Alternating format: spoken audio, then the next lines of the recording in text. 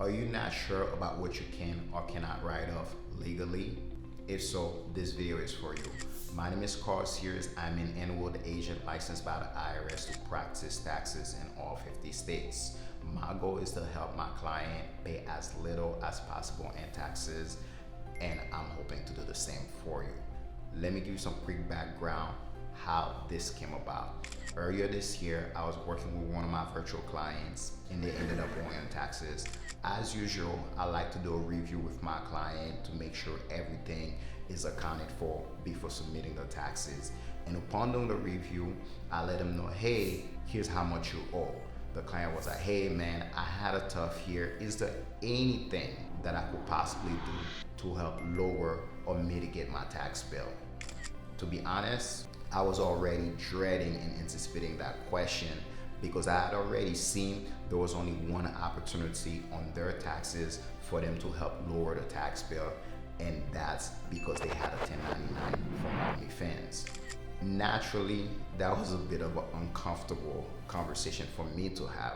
So instead of telling him line by line or going to items by item about exactly what he can or cannot write off, I decided to educate him, and I'm about to do the same for you so that you could always know what you can or cannot write off legally in your business. According to the IRS, for you to be able to write off an expense legally, it has to check 3 boxes. It has to be reasonable, ordinary, and necessary. I'm going to break down what each of those mean. That way you can know if your expense is reasonable, ordinary, and necessary. To better illustrate, I'm going to use a very unique example throughout this video. However, the principles stay the same for any other expense. So please feel free to use this in your business accordingly. The example I am going to use is a BBL deductible, meaning can you write off a BBL? For an expense to be reasonable, it cannot be excessively high or extravagant. Now, I will be honest with you, I don't know exactly how much BBL typically costs. So I did some market research and the numbers came back all over the place. But here's another way you can look at it. It's from the clientele point of view. In any business, there could be low-end clientele and high-end clientele. If your clientele is high-end, then you may be able to justify a cost that is usually higher. For an expense to be ordinary, it has to be common and accepted in your line of business. Now, I cannot speak for every guy out there, but I can say with a certain degree of accuracy, if a guy had to choose between an exotic dancer that is blessed back there versus one that is not so blessed, 11 times out of 10, the client will choose the exotic dancer that is blessed back there.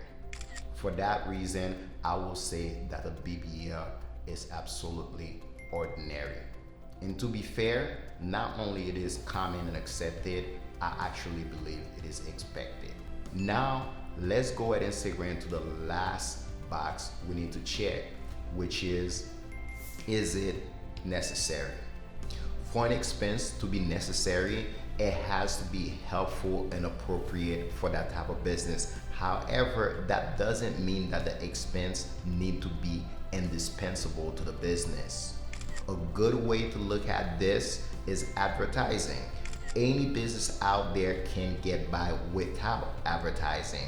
However, advertising is a necessary expense because it helps bring new clients to the business.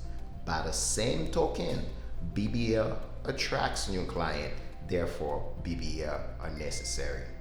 There you have it, ladies and gentlemen. For what it's worth, BBL are considered cosmetic surgery, and cosmetic surgery are personal expenses that cannot be write off.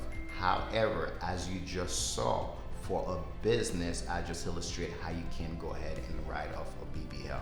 I hope that is helpful for you and your business. And even if you are not an exotic dancer, remember the principles stay the same. If you find this video helpful, make sure to comment, like it, and subscribe for more videos to come.